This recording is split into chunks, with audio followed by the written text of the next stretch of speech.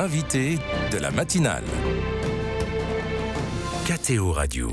Aimons-les et protégeons-les, c'est le thème de la rencontre internationale organisée aujourd'hui au Vatican et dédiée aux droits des enfants. Des personnalités de premier plan se réunissent à l'appel du pape François afin de proposer des solutions aux drames qui se jouent. On compte parmi les très nombreux participants le ministre des Affaires étrangères haïtien, l'ancien vice-président américain Al Gore ou encore le grand imam d'Al-Azhar. Alors quelles sont les urgences aujourd'hui et comment l'Église s'engage sur le sujet?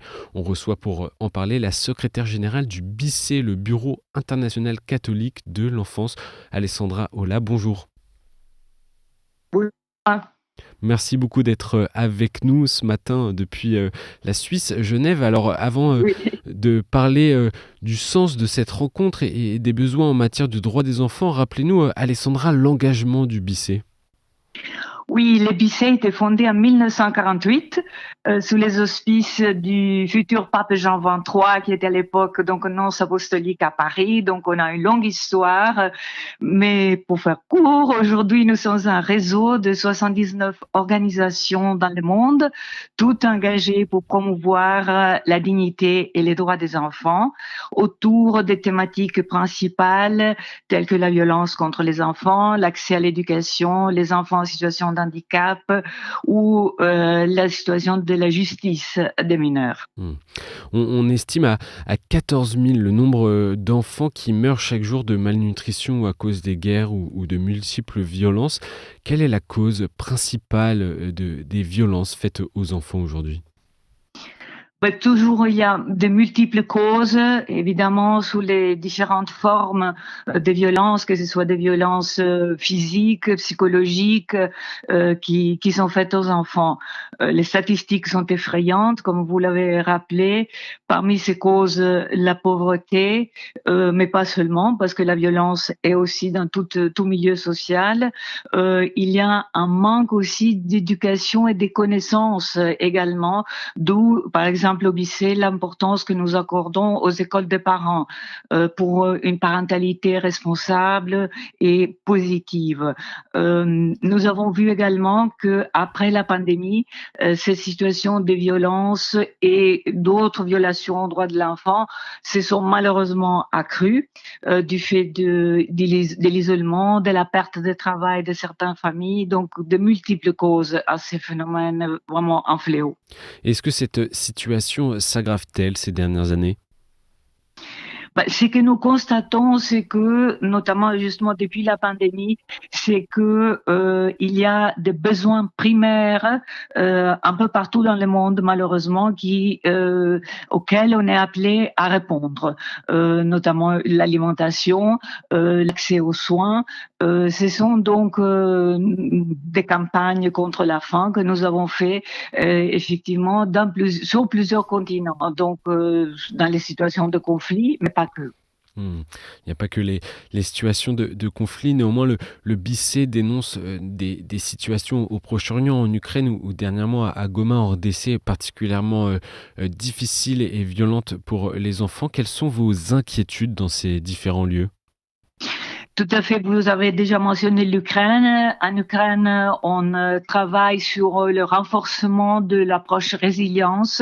Donc, on a créé un espace résilience à Kiev, aussi des possibilités mobiles d'aller dans d'autres oblasts autour de Kiev pour créer justement des ateliers psychologiques, des ateliers à créer des moments aussi de trouver une protection pour ces enfants. Pour ce qui est du Moyen-Orient, il y a eu beaucoup d'interventions d'un point de vue humanitaire qui ont été faites, que ce soit en Syrie ou au Liban. Pour ce qui est de Goma, dont vous faites référence, c'est une situation qui est, disons, pas dans ses débuts, parce que la guerre, ça fait déjà longtemps qu'elle est là dans la région et nous intervenons de nouveau avec du soutien humanitaire, mais aussi des accès à l'éducation, de la résilience. Donc là, nous sommes en contact, bien évidemment, avec nos partenaires de la région et nous avons déjà commencé pour ce qui est possible de faire avec un soutien humanitaire et nous allons voir au cours des prochains jours comment nous pouvons les aider plus concrètement encore. Et quel retour vous avez sur la situation à Goma ? Terrible. Terrible. On était encore avec les partenaires vendredi. En fait, il nous disait voilà qu'il y a des jeunes qui sont appelés à ramasser des corps dans les rues. Il n'y a pas pratiquement pas ou peu d'électricité. Bien évidemment, tout ce qui est nourriture, eau, accès aux soins est dans une situation d'un délabrement total et d'une carence totale, y compris dans les hôpitaux. Donc c'est vraiment une situation extrêmement préoccupante, avec la crainte que évidemment le conflit aille jusqu'à Bukavu, et même il nous disait jusqu'à Kinshasa. Donc vraiment on a peur d'une situation qui s'élargisse, d'un conflit qui devienne régional. On observe une augmentation des conflits dans le monde ces dernières années. En tout cas, c'est une impression vraiment forte. Quelle est la conséquence à long terme sur la jeunesse qui grandit dans ces zones de guerre? Quelles conséquences ça peut avoir à long terme pour ces enfants? Dévastante, parce que c'est une jeunesse qui est privée d'éducation souvent. C'est une jeunesse qui est privée de ses droits fondamentaux et qui grandit dans la peur, dans la haine souvent de ceux qui sont ses voisins, les gens autour d'eux. Et donc il y a aussi tout un travail de santé mentale, de reconstruction à faire après.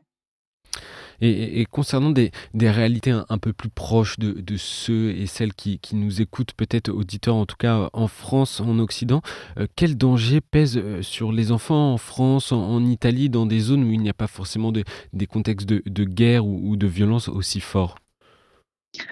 Nous disons les violences qui, disons, émergent de l'utilisation des réseaux sociaux. D'accord, ouais. Donc c'est clair, ça, les nouvelles technologies, c'est une préoccupation forte. Nous savons aujourd'hui que depuis déjà quelques années, en fait, la violence en ligne fait plus de victimes que la violence physique.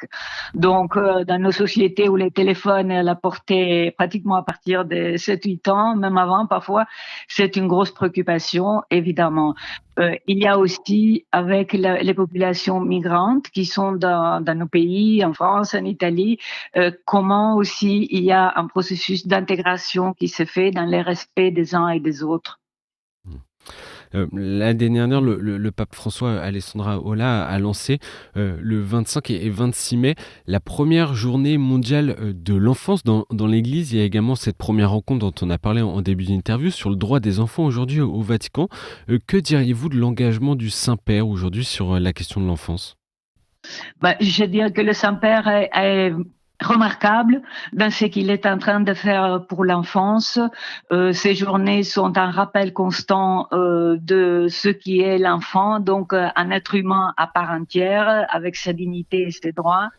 Nous avons eu le privilège au lycée de le connaître comme cardinal Bergoglio quand il était à Buenos Aires. Il y a parmi nos membres, la commission de l'archidiocèse de Buenos Aires. Et donc, nous avons déjà à l'époque vu le grand travail qu'il faisait dans les bidonvilles de Buenos Aires. Donc, au fond, pas étonnant qu'il y ait cet engagement maintenant au niveau de l'Église universelle de la part de notre pape François. Vous parliez de ces engagements avant qu'il devienne Saint-Père, avant qu'il devienne pape. Oui, tout à fait. C'était évidemment dans les bidonvilles autour de Buenos Aires où il y a ces villas miserias, donc ces villes dont beaucoup de personnes vivent dans sous terre, où il y a des paroisses qui s'installent pour apporter vraiment un brin de dignité, et de soutien aussi évidemment à ces personnes qui sont vraiment dans une situation de détresse et que le pape encourageait et encore aujourd'hui encourage. Et Alessandra Ola, comment jugez-vous de manière générale les actions de l'Église pour le droit des enfants aujourd'hui dans le monde? L'Église a pris une position aussi sur des questions plus tristes, qui sont les questions des abus sexuels, et donc un fléau que l'Église reconnaît, dont elle a mis en place une commission de protection des mineurs, dont nous connaissons l'engagement du pape et même de son prédécesseur, le pape Benoît XVI, en termes aussi de législation des droits canoniques. Donc tout ça aussi doit être reconnu au niveau aussi des différents pays, en France, en Italie, et ailleurs, plusieurs commissions aussi travaillent sur ces questions. Donc ça nous paraît que voilà, il y a eu une prise de conscience, un positionnement fort de l'Église, à côté aussi, il faut le dire, de tous les biens que l'Église, les congrégations religieuses font de par le monde. Au niveau de l'éducation aussi, Bien sûr, Alessandra, de la santé. ouais, Oui. et de la santé. Quelles sont vos attentes de ce sommet international au Vatican aujourd'hui dédié aux droits des enfants? Qu'est-ce que vous en attendez? Ben, nous pensons que ce sommet aura sans doute pour but d'attirer une attention déjà médiatique, ce qui est très important, parce que parler des enfants, c'est important et parfois ils n'ont pas toute la une qu'ils mériteraient dans la presse. Donc c'est déjà mettre l'accent sur les enfants. J'ai pu voir qu'il y aura une attention particulière qui sera prêtée aussi aux enfants dans les conflits armés. Donc avec une initiative à côté qui nous paraît très importante et à laquelle il faudra prêter, je pense, attention. Donc, ce sommet aura sans doute, voilà, un mérite important de visibilité et aussi de mettre l'accent sur des sujets particulièrement graves qui touchent les enfants. Et une dernière question, Alessandra. Oh là, on est dans une année sainte, une année jubilaire dans l'Église catholique. Quels sont pour vous les signes d'espérance sur le terrain des droits des enfants? Signe d'espérance, je dirais la mobilisation sans doute de beaucoup d'associations sur les terrains qui ne baissent pas les bras, qui sont là à côté de ces enfants, n'importe quel événement tragique passe, dont bien sûr, comme je le disais tantôt, les congrégations religieuses, les paroisses. Donc ça, c'est au moins dire à ces enfants, vous n'êtes pas seuls, il y a des personnes de bonne volonté qui sont là avec vous. C'est aussi voilà toute l'attention que nous d'ici, disons dans des pays quand même où la situation n'est pas si grave, nous leur portons et dès là vraiment un appel au soutien aussi pour ces enfants qui ont dans certaines circonstances vraiment besoin de tout. Mmh. Un Donc c'est un peu difficile de parler d'espérance.